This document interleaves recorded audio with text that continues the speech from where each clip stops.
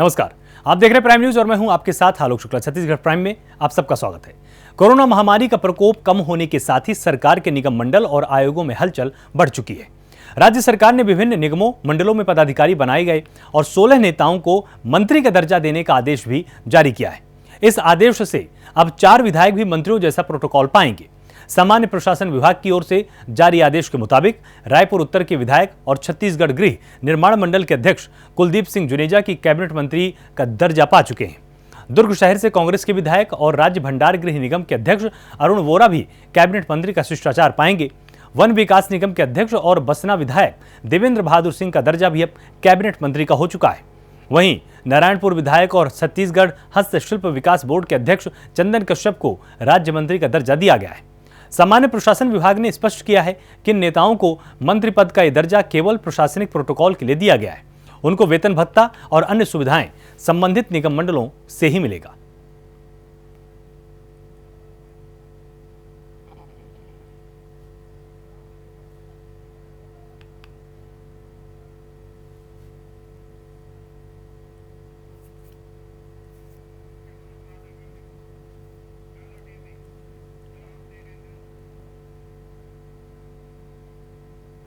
वहीं जांजगीर चांपा में सक्ती के खंड चिकित्सा अधिकारी ने 2 मुख्यमंत्रियों के नाम वाला कोविड वैक्सीन कार्ड वितरण करा दिया और कोविड टीकाकरण कार्ड में 2 मुख्यमंत्रियों के नाम छपवा दिए। सीएम भूपेश बघेल के साथ साथ स्वास्थ्य मंत्री टीएस सिंहदेव को भी मुख्यमंत्री घोषित कर दिया है। इसके बाद कलेक्टर जितेंद्र कुमार शुक्ला ने कोविड वैक्सीनेशन के कार्ड में गंभीर गलती को गंभीरता से लेते हुए सक्ती के खंड चिकित्सा अधिकारी को तत्काल प्रभाव से हटा दिया है। तो 2 सीएम छपवाने के मामले में बड़ी कार्रवाई यहां पर की गई है। कलेक्टर ने बीएमओ को सस्पेंड कर दिया है और स्वास्थ्य मंत्री को इन्होंने मुख्यमंत्री बता दिया है।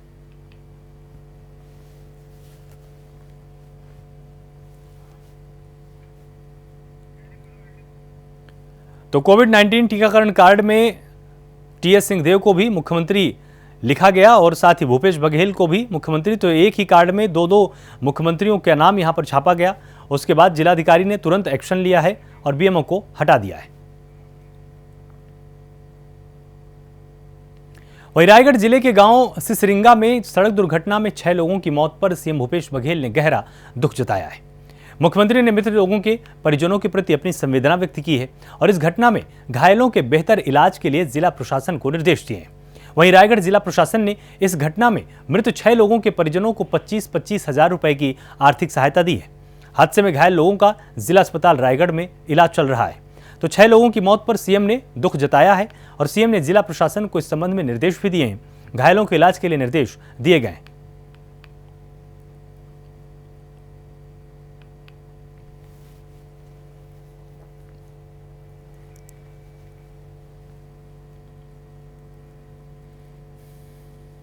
वहीं खबर रायपुर से, जहां खाद्य मंत्री अमरजीत भगत के प्रेस कॉन्फ्रेंस के दौरान तमाम चीजें सामने आई हैं। बता दें कि अमरजीत भगत को कैबिनेट मंत्री बने हुए 2 साल पूरे हो चुके हैं। आपको बताएं कि इस मौके पर खाद्य मंत्री अमरजीत भगत ने प्रेस कॉन्फ्रेंस कर 2 साल की उपलब्धियों को गिनाया है। उन्होंने कहा, भूपेश बघेल सरकार के नेतृत्व में हमारे क्षेत्र में खूब काम हुए हैं। कोरोना काल की विषम स्थिति पर हम खड़े रहे। गरीब किसान आदिवासियों सभी का हमने हौसला बढ़ाया है। तो खाद्य मंत्री अमरजीत भगत की प्रेस कॉन्फ्रेंस सामने आई है। कैबिनेट मंत्री बने हुए उनको 2 साल पूरे हो चुके हैं। उन्होंने कहा कि सरकार में हमारे क्षेत्र में पर्याप्त विकास किया गया है और 2 साल की तमाम उपलब्धियों को उन्होंने रेखांकित किया है।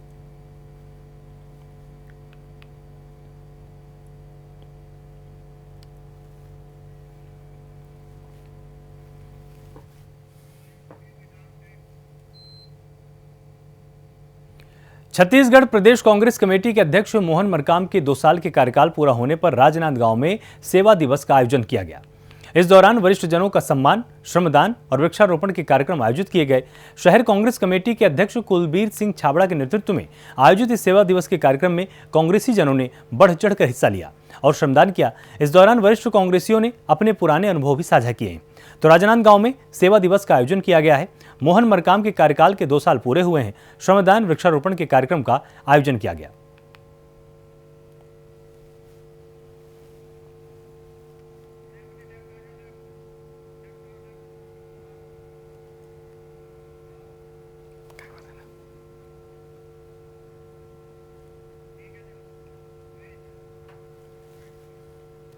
आज के कांग्रेस कार्यक्रम का आयोजन प्रदेश कांग्रेस कमेटी के निर्देशानुसार हमारे प्रदेश कांग्रेस कमेटी के सम्मानित अध्यक्ष माननीय मोहन मरकाम जी के 2 साल के सफल कार्यकाल के अवसर पर आज का दिन पूरे कांग्रेस परिवार ने छत्तीसगढ़ में सेवा दिवस के रूप में मनाने का निर्णय लिया है, जिसमें हम लोग पहले उत्तर ब्लॉक कांग्रेस कमेटी द्वारा रेवाडी में गौठान में जाके श्रमदान किया गया।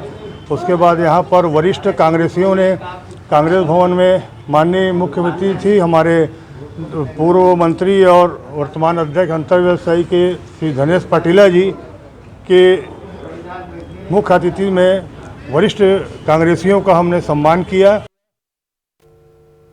गरियाबंद में जिला मुख्यालय से लगे मुख्य मार्ग में 4 किलोमीटर दूर रेत घाट को टेंडर के माध्यम से मंजूरी दी गई है, लेकिन अभी तक पर्यावरण से एनओसी और खनिज विभाग गरियाबंद द्वारा रॉयल्टी जारी नहीं की गई है। उसके बावजूद खदान के ठेकेदार गलत तरीके से चैन माउंटेन मशीन लगाकर अवैध रेत का खनन करवाते हैं। वहीं अधिकारियों को घटना की पूरी जानकारी होने के बावजूद आरोपियों पर कोई कार्रवाई नहीं की जाती है। तो रेत का अवैध खनन लगातार यहां पर जारी है और ठेकेदार बिना एनओसी के खनन कराते हैं। अधिकारी लगातार मूक दर्शक बने हुए हैं।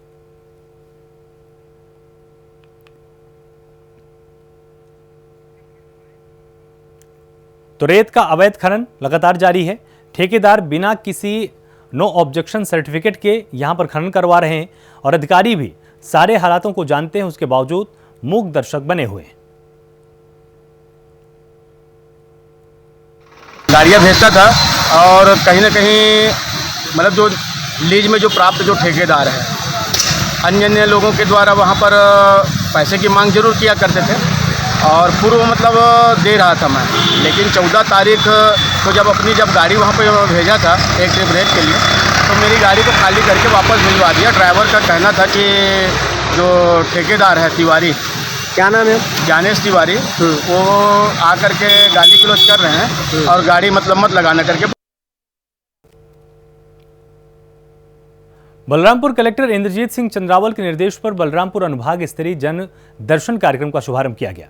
जन दर्शन कार्यक्रम में अनुविभागीय अधिकारी अजय किशोर लकड़ा ने तहसील कार्यालय में इसकी शुरुआत की। बलरामपुर अनुविभागीय दंडाधिकारी अजय किशोर लकड़ा सभी लोगों से अपील की है उन्होंने कि जिनकी भी जो समस्याएं हैं हर सोमवार को सुबह 11 से दोपहर 1 बजे तक जन दर्शन कार्यक्रम में आवेदन के माध्यम से अपनी समस्या को रख सकते हैं। अनुविभागीय दंडाधिकारी ने यह भी कहा कि बलरामपुर कलेक्टर इंद्रजीत सिंह चंद्रवाल के निर्देशन और मार्गदर्शन में जिले में बेहतर काम करने का प्रयास किया जा रहा है। तो तहसील कार्यालय में जन दर्शन कार्यक्रम की शुरुआत की गई है। दंडाधिकारी ने लोगों से अपील की है और आवेदन कर कोई भी अपनी समस्याओं को इनके सामने रख सकता है।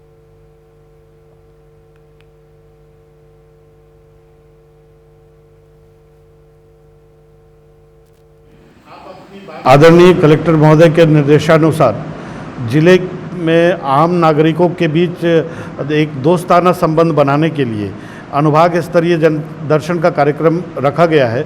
इस कार्यक्रम में ग्रामीणों को हर विभाग से लेके छोटी मोटी समस्याएं आती रहती हैं, उनके लिए अनावश्यक रूप से वो भटकते हैं, उनको भटकने की ज़रूरत न पड़े, इसलिए ये आदरणीय कलेक्टर महोदय का बहुत सराहनीय पहल है और इसके तहत पे आज से हम बलरामपुर अनुभाग में शुरुआत कर रहे हैं और आम जनता को इसका लाभ मिल पाए, उनको हम सुलभ न्याय दिला पाएँ, इसलिए ये हमारी कोशिश है। अंबिकापुर में यूथ इंटक कांग्रेस ने बढ़ते पेट्रोल डीजल के दाम के विरोध में बैलगाड़ी चलाकर प्रदर्शन किया और कार्यकर्ताओं ने विरोध प्रदर्शन के दौरान केंद्र सरकार के खिलाफ जमकर नारेबाजी की है।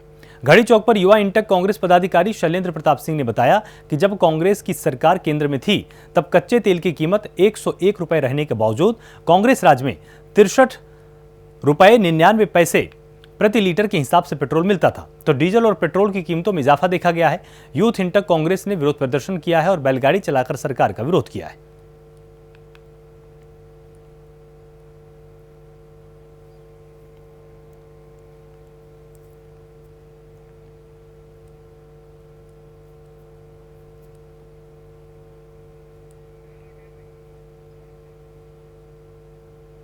वहीं छत्तीसगढ़ अनुसूचित जनजाति शासकीय सेवक विकास संघ के प्रतिनिधि मंडल ने राज्यपाल और मुख्यमंत्री के नाम कलेक्टर को ज्ञापन सौंपा है और पदोन्नति नियम के विरुद्ध की गई पदोन्नति को निरस्त करने की मांग की है।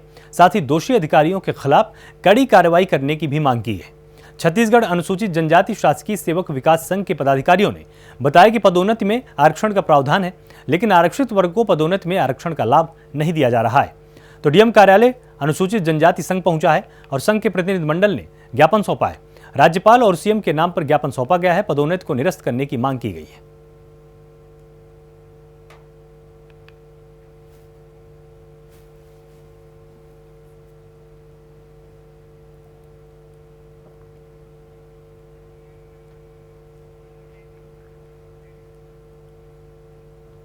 वहीं कृषि मंत्री रविंद्र चौबे अपने एक दिवसीय प्रवास पर बेमेतरा पहुंचे और कार्यकर्ताओं से मुलाकात की है। वहीं जरूरतमंद, असहाय और गरीब तबके के लोगों को सीएम के निर्देश पर आर्थिक सहायता दी गई और 9 लोगों को के गरीब परिवारों को 30,000 का चेक सौंपा गया है। तो कृषि मंत्री रविंद्र चौबे बेमेतरा दौरे पर रहे। यहां पर तमाम लोगों की इन्होंने मदद की है और सीएम के निर्देश पर आर्थिक सहायता भी प्रदान की गई है। गरीब परिवारों को 30,000 का चेक सौंपा गया है।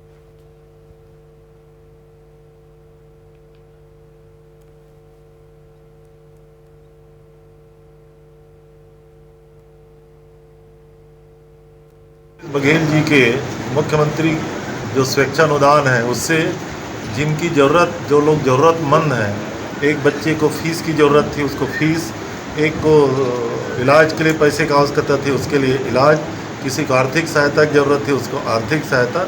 इस प्रकार से जो प्रावधान है उसके तहत 4-5 अपने भाइयों का भी चेक वितरण किया गया। अभी बहुत सारे लोगों को और देना है जिनके एप्लीकेशन है। ये सरकार का ये बहुत अच्छा कार्यक्रम है। वहीं कोरबा जिले के ग्राम सुआभोड़ी में हैवी ब्लास्टिंग की वजह से एक मकान पूरी तरह से भरभरा कर गिर गया, जिसमें परिवार के एक सदस्य को चोट आई है। इस घटना के बाद से परिवार के लोग बच गए। ये घटना SECL कोयला खदान दीपका में कोयला उत्खनन के लिए हैवी ब्लास्टिंग करने से हुई है। सुआभोड़ी के ग्रामीणों ने बताया कि संतोष श्याम का घर SECL कोयला खदान दीपका के हैवी ब्लास्टिंग के कारण भरभरा कर गिर गया। इसमें पहले भी हैवी ब्लास्टिंग के चलते सुआभोड़ी के कई मकानों में बड़ी बड़ी दरारें पड़ चुकी हैं। इसकी शिकायत SECL दीपका प्रबंधक को कई बार ग्रामीणों ने की है, लेकिन दीपका SECL प्रबंधक कोई कार्रवाई नहीं करते हैं। पीड़ित परिवार और ग्रामीणों ने SECL दीपका के प्रबंधन के खिलाफ लिखित शिकायत अब दर्ज कराई है।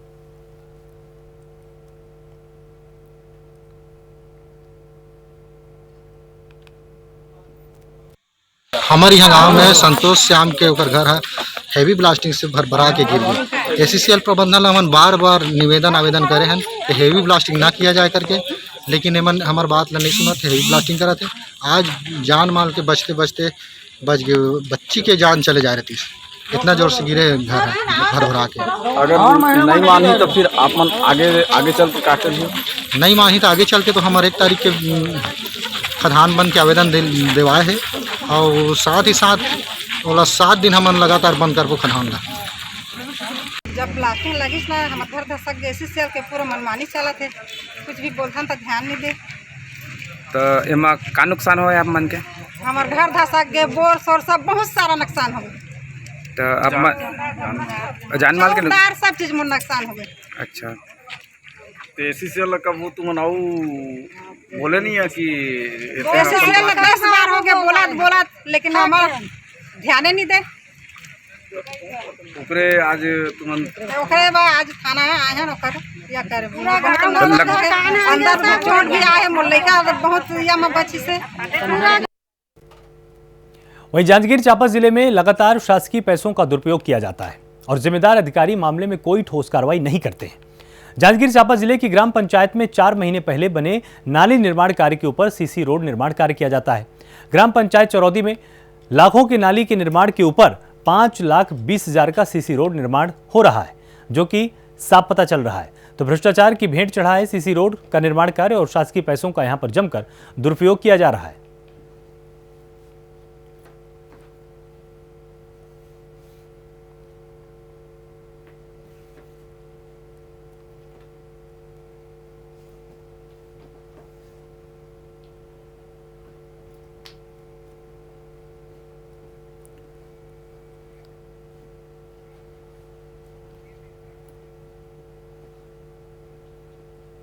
बलौदाबाजार जिले की गिरौदपुरी में राज्य कृषि विपणन बोर्ड निधि से हाट बाजार का निर्माण हो रहा है। इसमें ठेकेदार घटिया सामग्री का उपयोग कर घटिया निर्माण कार्य कराता है। इसमें कॉलम, बीम, गिट्टी, रेती, सीमेंट की मात्राओं में भारी कमी की जा रही है। वहीं ठेकेदार द्वारा अपने आप को पत्रकार बताते हुए मनमानी पूर्वक कार्य भी कराया जाता है। ये सारी जानकारी इंजीनियर चौधरी को होते हुए भी आंख बंद के काम होता है। वहीं ठेकेदार द्वारा बिंब टेढ़ा, कॉलम टेढ़ा, नीचे फर्श को बिना सीमेंट में गिट्टी डालकर शासन को 47,25,000 रुपए का चूना भी लगाया गया है।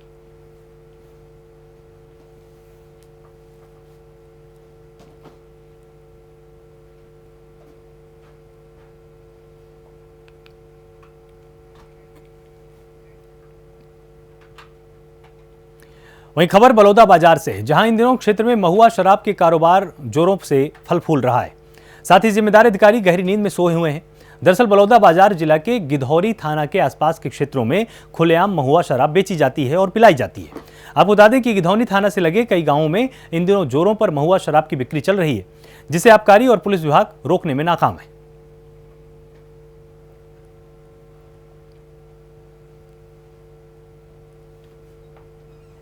जो थाना गिधौरी के अंतर्गत है, जहाँ पे कच्ची दारू का काफ़ी शिकायतें हैं। इसके ऊपर लगातार कार्रवाई किया जा रहा है। अभी भी बड़ी मात्रा में वहाँ कच्ची शराब बनाने का शिकायत है। इस पर आगे बहुत सख्त कार्रवाई की जाए। सरगुजा जिले में 100% टीकाकरण वाले गांव की मुहिम ने अब रफ्तार पकड़ ली है, जिसमें एक हफ्ते में ही 22 गांवों के सभी लोगों ने कोरोना टीका लगवाकर अपने गांव को 100% टीकाकरण वाले संकल्प को पूरा कर लिया है। बता दें कि कलेक्टर के मार्गदर्शन में जिले में पूर्ण टीकाकरण गांव की मुहिम चलाई जा रही है। वहीं जिले में कोरोना की तीसरी लहर आने से पहले ज्यादा से ज्यादा लोगों का टीकाकरण कर उनके इम्यूनिटी बढ़ाने का प्रयास किया जा रहा है, ताकि संक्रमित व्यक्ति की स्थिति गंभीर ना हो। तो 100% टीकाकरण मुहिम तेज हुई है। एक हफ्ते में 22 गाँवों में पूर्ण टीकाकरण किया गया है और सभी लोगों को टीका लगाया जा रहा है।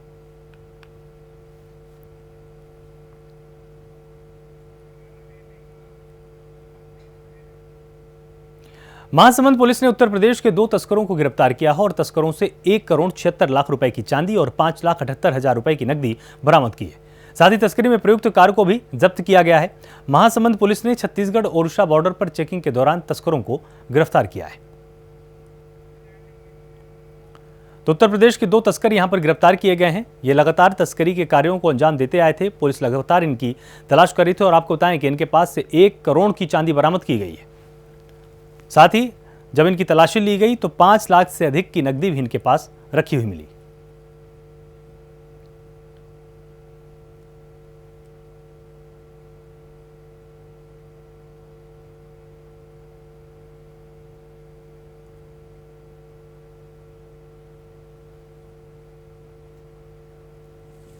अभी हम लोगों ने जब से लॉकडाउन है तब से लगातार NH 53 और 353 में हम लोग की चेकिंग चल रही है। चेकिंग के दौरान कल सिंगोड़ा थाना क्षेत्र अंतर्गत रेंटीपोल बैरियर है, वहाँ पे एक MG हेक्टर कार उड़ीसा के डायरेक्शन से आती हुई दिखी, जिसे रोक के चेक किया गया। चेक करने के बाद उसमें 2 व्यक्ति बैठे थे, एक गौरव संजय करके और संजय खान। संजय खान ड्राइवर सीट पे बैठा था और गौरव संजय लेफ्ट वाली सीट पे बैठा था। और उनसे पूछताछ करने पे उन लोग अपने आप को यूपी का होना बताया और संबलपुर से आना बताया। और जब पूछे गाड़ी में क्या है तो आपको संतोषजनक जवाब नहीं दे रहे थे, घुमा फिरा रहे थे। और जब गाड़ी की चेकिंग की गई तो चेकिंग करने पे जो पीछे का डिक्की है उसमें कुछ मॉडिफिकेशन देखा। वहीं सूरजपुर में हाथी के शव से दांत गायब करने वाले 3 आरोपियों को वन विभाग ने गिरफ्तार किया है। गिरफ्तार तीनों आरोपियों के खिलाफ वन अधिनियम के तहत कार्रवाई की गई है। दरअसल जिले के प्रतापपुर वन परिक्षेत्र के दरहोरा जंगल में दंतैल हाथी का शव बरामद हुआ था, लेकिन शव से उसका दांत गायब मिला। जब वन विभाग की जांच में हाथी की मौत आकाशीय बिजली से होना पाया गया था, लिहाजा टीम चोरी हुए दांत की खोजबीन में लगी थी। मंडल अधिकारी DP साहू ने बताया कि तीनों आरोपियों ने मृत हाथी के दांत को काटकर धान के पैरा में छिपा दिया था। तीनों आरोपियों की निशानदेही पर 2 नग हाथी के दांतों को बरामद किया गया है।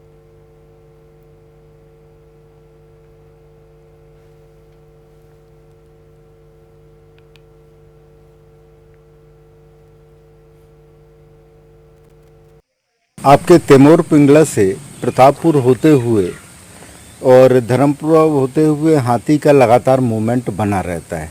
उस हाथी के मूवमेंट में लगातार उनका एक कॉरिडोर टाइप का है और हाथी उस रास्ते पे जाते आते रहते हैं। स्टाफ जो है जाता है, घूमता है, अपनी उस हिसाब से घूमता है। गांव वाले अपनी दैनिक आवश्यकताओं की पूर्ति के लिए जंगल जाते ही हैं। इसी बीच हमको 11 तारीख को खबर मिली कि एक जो है हाथी जो है मृत पाया गया है। तत्काल मैं वन मंडलाधिकारी, उसके पहले मेरा स्टाफ, मैं वन मंडलाधिकारी, उप वन मंडलाधिकारी, रेंज अफसर और स्टाफ जाके मौके पे गए। हाथी में काफ़ी बदबू वगैरह भी थी, लेकिन हम लोग पास गए और पास जाके उसको अपन लोगों ने देखा। फिर उसके बाद उसमें ये पाया गया कि हाथी के दोनों दांत निकल गए हैं। गौरेला पेंड्रा मरवाही जनपद पंचायत में 14वें वित्त की राशि में करोड़ों रुपए के घोटाले में कांग्रेस के जनप्रतिनिधियों ने आरोप लगाए। जनप्रतिनिधियों ने अलग अलग ग्राम पंचायतों से सरपंच, सचिव और अधिकारियों की साठगांठ से करोड़ों रुपए के घोटाले का आरोप लगाया। साथ ही डीएम से मरवाही जनपद पंचायत में 14वें वित्त की राशि की जांच और दोषियों के खिलाफ कार्रवाई की मांग की है। उन्होंने कहा कि गांव में सरपंच, सचिवों ने साठगांठ करके डीएससी की सहायता से फर्जी तरीके से दुकानों, फर्म और निजी लोगों को भुगतान करके हर ग्राम पंचायत में लाखों रुपए के घोटाले को अंजाम दिया है। शासन को चूना लगाया है।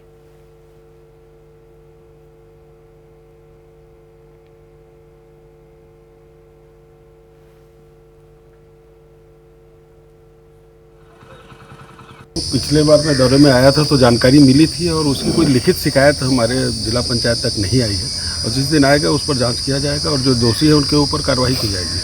पशु चिकित्सा अब ये देखिए, अभी यहाँ पर कोई सीओ नियुक्त हुए नहीं है, कलेक्टर के अधीन है अभी जिला पंचायत। यहाँ पर पीडी करके हैं, पीडी खुटे जी, और कलेक्टर का अपना कार्य करने का ढंग है। अगर उन्हें जो उचित लग रहा है उसके हिसाब से वो काम कर रही हैं। इसमें जो कर्मचारी उनको लगा होगा कि जनपद को संभालने लायक है वो कर रहे हैं। अभी तो नया जिला है इसलिए अभी शुरुआत में ये सब चलता रहेगा। वहीं रायगढ़ के वन मंडल धर्म जयगढ़ के गेरसा में जंगली हाथी ने एक युवक को पटक कर मौत के घाट उतार दिया है। घटना के बाद ग्रामीणों में दहशत का माहौल है। मामला वन मंडल धर्म जयगढ़ के गेरसा का है। एक जंगली हाथी ग्रामीण के घर के पीछे आ गया और युवक पर हमला कर दिया। युवक की मौके पर ही मौत हो गई है। ग्रामीणों में आक्रोश भी देखने को मिल रहा है और वहीं सूचना पर पहुंची पुलिस की टीम आगे की कार्रवाई में जुट गई है।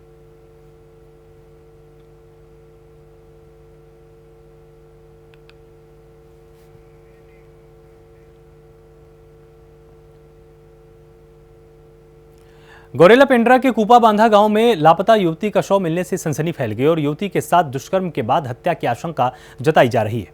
युवती किसी कार्यक्रम में शामिल होने गई थी। देर रात तक घर नहीं लौटने पर परिजनों ने युवती की तलाश शुरू की। इसके बाद युवती का शव बरामद हुआ। वहीं पुलिस ने शव को पोस्टमार्टम के लिए भेजकर मामले की जांच शुरू कर दी है।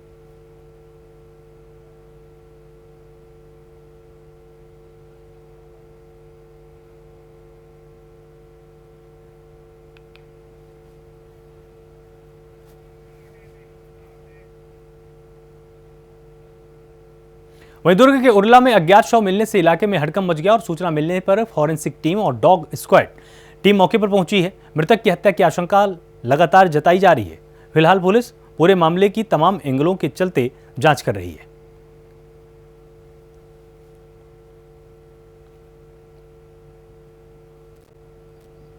थाना मोहन नगर क्षेत्र अंतर्गत जो उरला के में देसी शराब की भट्टी है, वहाँ पर से सूचना प्राप्त हुई कि एक अज्ञात युवक की वहाँ पर बॉडी पड़ी है।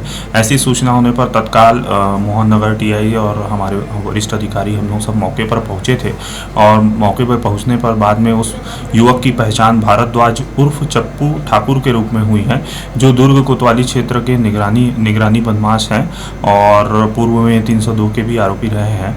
और उक्त मामले में अब बॉडी प्राप्त होने के बाद उसे जिस प्रकार से मारा गया है, जब एफएसएल की टीम और डॉग स्क्वाड भी मौके पर पहुंची थी, इसमें उनके शरीर पर चोट के चाकू जैसे किसी प्राणघातक हथियार से मारने के निशान देखे गए हैं और इसमें अग्रिम विवेचना की जा रही है। जल्द ही आरोपियों को हम गिरफ्तार कर लेंगे। छत्तीसगढ़ प्राइम में फिलहाल इतना ही। आप लगातार जुड़े रहिए प्राइम न्यूज के साथ। नमस्कार।